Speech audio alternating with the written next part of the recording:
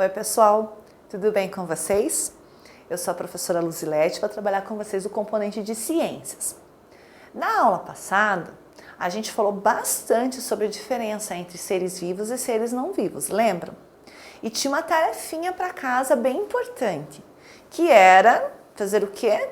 Dar uma passeada pela casa ou ali pelo ambiente onde você estava, identificar um objeto, um elemento não vivo, desenhá-lo e tentar escrever o nome, não é isso?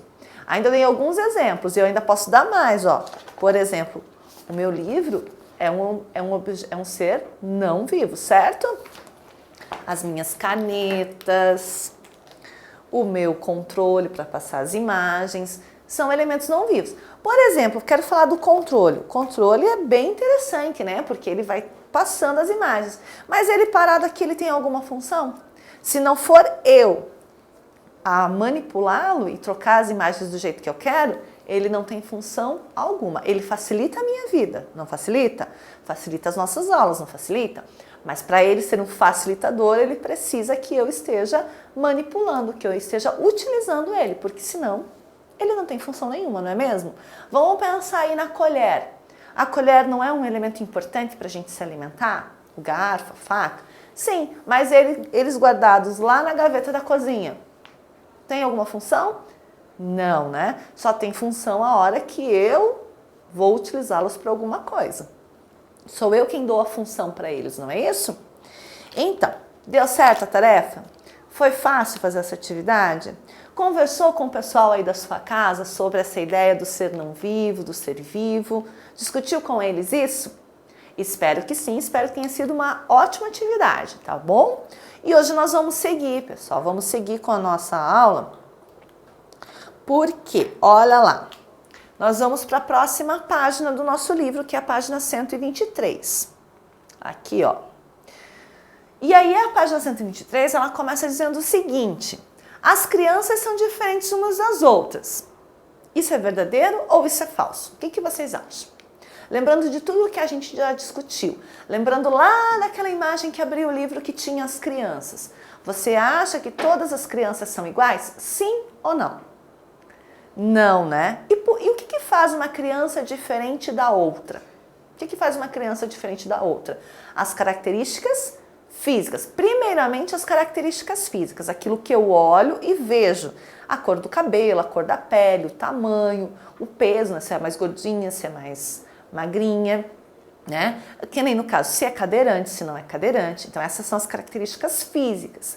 Mas eu também, depois, convivendo, eu vou descobrindo que as crianças são diferentes pelas características que elas têm que são internas, que são as características de ordem emocional, que eu não vejo, mas que eu posso observar no dia a dia no modo como as crianças se relacionam com determinadas coisas, com determinadas situações. Tá certo? Vocês entenderam isso? Então, essa primeira informação do nosso livro. As crianças são diferentes umas das outras. Isso é verdadeiro? Muito verdadeiro. 100% verdadeiro. Não só as crianças, como todas as pessoas. Mas todas são pessoas, certo? Vocês concordam que todas as crianças, mesmo sendo diferentes umas das outras, elas são pessoas? Sim, elas pertencem ao grupo dos seres humanos, que está dentro de um grupo muito maior, que é o grupo dos seres vivos. Muito bem. As pessoas são seres vivos, assim como cachorros, árvores, abelhas, plantas, entre outros. Conversamos sobre isso também? Lembram que a professora fez 2 grandes grupos, o grupo dos seres vivos e o grupo dos seres não vivos? E que lá dentro do grupo dos seres vivos, entre outras coisas, estavam lá o ser humano, os animais e as plantas. Vocês lembram disso? E vocês lembram também que nós chegamos à conclusão que é um ser vivo a partir de 5 características, que é nascer, crescer, se desenvolver, se reproduzir, envelhecer e morrer. São as 5 características dos seres vivos que caracterizam como ser vivo. Lembram disso? Vocês lembram disso? Então, porém, a gente já viu que tem ser vivo que não cumpre os 5, ou cumpre os 5. Não, tem ser vivo que vai cumprir algumas dessas 5 características, tá certo? Então, vamos pensar lá, né, nessa informação que o livro está trazendo no início. Olha lá, As pessoas são seres vivos, assim como os cachorros, as árvores, as abelhas e as plantas. Pensa aí no seu bichinho de estimação, se você tem um, né? Se você não tem, provavelmente você conhece alguém que tem esse bichinho de estimação. Pensa nele. Será que ele nasceu? Provavelmente. Independente se ele nasceu do ovo ou se ele nasceu da barriga da mãe, ou se ele se desenvolveu na barriga da mãe, né? Independente disso, ele nasceu. Ele está crescendo ou ele já cresceu? Ele teve filhotes ou ele não vai ter filhotes?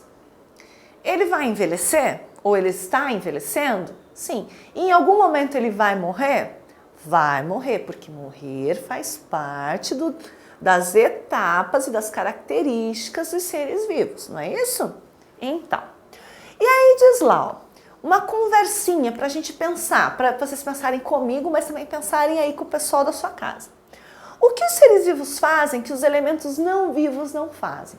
A gente também conversou, eu acabei de contar das 5 características, mas além disso, o ser vivo respira, o ser vivo se alimenta, não é isso?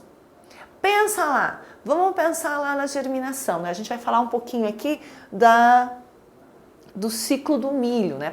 Que é um ciclo bem interessante para a gente compreender essas características dos seres vivos, né?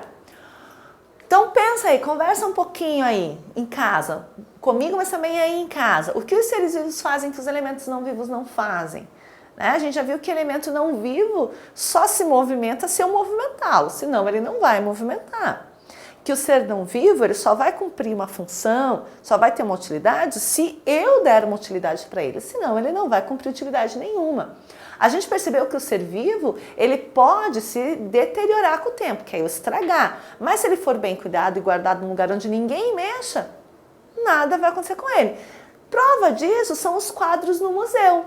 Não é isso? Quando a gente vai num museu, não tem um monte, alguns museus, né? Nem todos, tem uns museus que são de arte contemporânea, é o que está acontecendo agora.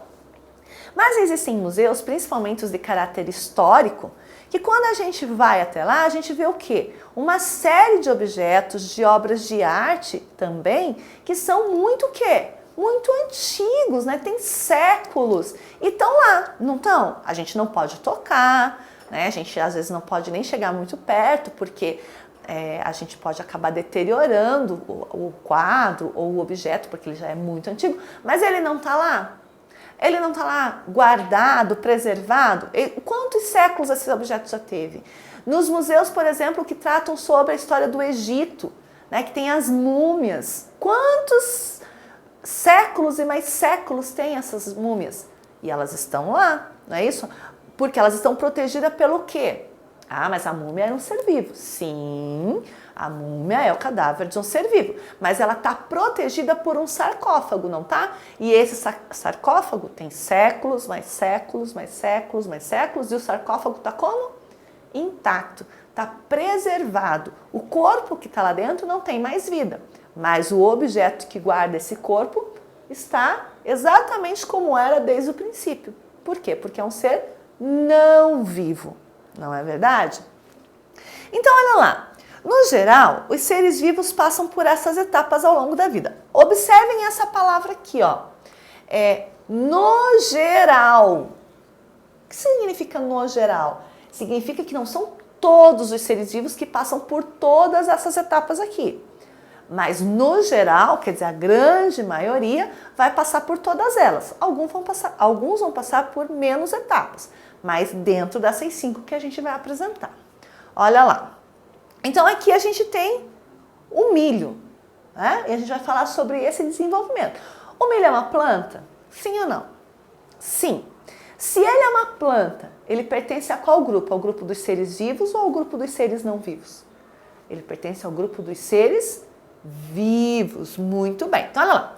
No geral, os seres vivos passam por essas etapas ao longo da vida. Nascimento, crescimento, reprodução, envelhecimento e morte. Viram? A gente já conversou sobre isso. A seguir, observe o ciclo de vida de uma planta de milho. Então, vamos observar. É uma planta, certo? Então, olha lá. Olha o que está acontecendo aqui. O que a gente vê aqui? A gente vê uma mão, né? Plantando o quê? Um grão de milho, certo? Olha lá, colocando o grão de milho na terra. Esse grão de milho vai receber água, vai absorver os nutrientes que tem ali naquele solo e vai começar a se desenvolver. Porque ele precisa se alimentar, não é? Ele precisa da luz do sol, ele precisa da água e ele precisa dos nutrientes que estão na terra para que ele se desenvolva. Assim como nós, desde o momento em que nós estamos lá dentro da barriga da mãe, a gente precisa se alimentar. Quando a gente está lá, a gente se alimenta das proteínas que a mãe produz, que a mãe adquire através dos alimentos. Depois que a gente nasce, a gente vai se alimentar do leite, depois a gente vai se alimentar de outros alimentos, né? Não é assim? Porque se a gente não se alimentar, a gente não sobrevive. A mesma coisa é o grão do milho aqui. Ele vai receber água, ele vai receber os nutrientes da terra, ele vai receber também um pouco da luz solar e vai começar a se desenvolver. Olha lá, ó. Estão vendo? Ó? Primeiro ele era só um grãozinho. Aqui ele ainda é um grão, mas ele já tem um caule, já criou um pouquinho de raízes, que é o que vai ajudar ele a ficar preso na terra. Olha lá, e aí ele vai continuar crescendo, crescendo, crescendo mais um pouco. Então aqui ele tá o quê? Ele tá se desenvolvendo. Então aqui, ó, na primeira etapa aqui, é essa daqui, né? O nascimento. Ele tá ali, ó, ele era um grão da espiga que foi colocado aqui. Então ele nasceu, vai nascer uma nova planta.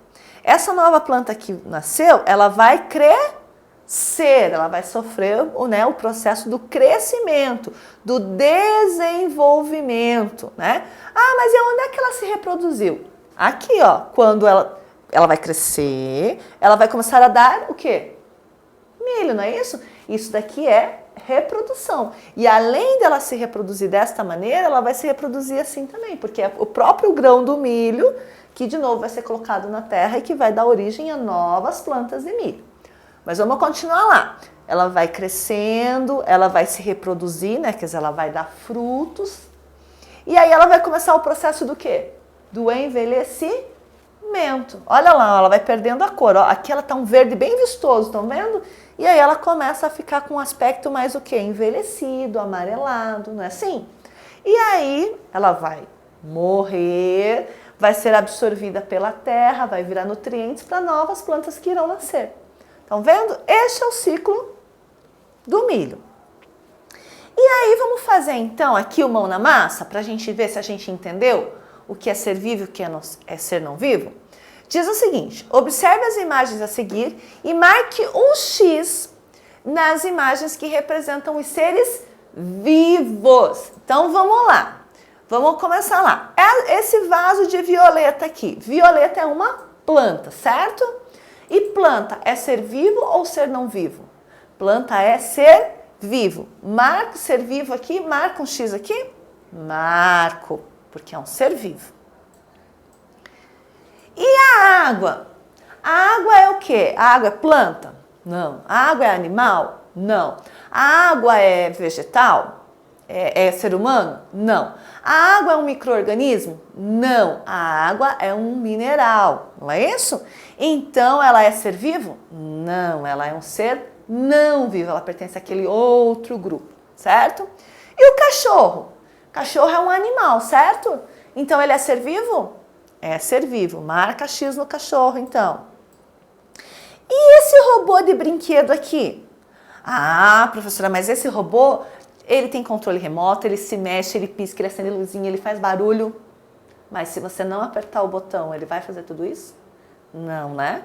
Então, porque ele é um brinquedo, ele é um objeto. Então, ele está lá naquele outro grupo, que é o grupo dos seres não vivos. E aqui, esse pedaço de rocha? Essa pedra, porque pedra é rocha, né? Olha lá. Será que ela é um ser vivo? Não, ela é um elemento da natureza, não é? Então, ela não é um ser vivo, ela é um mineral, ela é uma rocha, tá vendo? Então, não vou marcar X. E a borboleta? Borboleta é um inseto, né? É um animal também. Então, ela está no grupo dos seres vivos. Marca o X na borboleta, então. Muito bem, essa é a atividade que a gente fez aqui junto com vocês. Mas aí na sua casa... com a sua família, você vai fazer uma outra atividade que nós vamos conferir agora, que está lá na página, na página das fichas, tá certo, pessoal? Na página 78 das fichas. A página 77 vocês já fizeram, quer ver? Aqui, ó, que era essa que vocês tinham que desenhar alguém da família, levando em consideração todas as características físicas dessa pessoa. Aqui embaixo, desculpa, na página, o verso da página, tem lá, ó, leia a charge a seguir. Depois, marque um X nas respostas corretas. Então, eu vou ler com vocês essa charge, né, pra gente entender. Depois você vai ler de novo aí com as pessoas da sua casa e vai realizar a atividade. Então, aqui a gente tem um aluno, né, uma aluna, um aluno, enfim, e ele diz o seguinte: alguém me empresta o lápis cor de pele? Lápis cor de pele é um problema, né? E aí, olha lá o que acontece. O que está acontecendo? O que aconteceu ali? Ele pediu o quê? Um lápis cor de pele, não é isso? Olha lá quantos lápis apareceram. Por que vocês acham que apareceu esse monte de lápis? Eu tenho certeza que tem um colega ou outro que faz assim: ah, mas o cor de pele é esse daqui. Depende. A cor da pele de quem? Por exemplo, o porquinho quando nasce, né? Alguns porquinhos eles nascem dessa cor aqui, né? O peixe salmão, né? Também ele é dessa cor, né? A parte mais interna dele. Mas será que esta criança, por exemplo, é dessa cor? Não, né? Então, quando ele pediu cor de pele, cada um ofereceu para ele um lápis, o que significa o quê? Que nós temos uma grande diferença de tons de pele, não é isso? De tonalidade de pele, porque nós somos muito o quê? Muito diferentes. E a cor da nossa pele é uma característica que nos diferencia de outras pessoas, não é isso? Então, olha lá. E aí vocês vão responder essas questõezinhas aqui. Aliás, marcar X, né? Letra A. O lápis cor de pele tem cor rosa. A menina recebeu lápis de várias cores. Há diferentes cores de pele.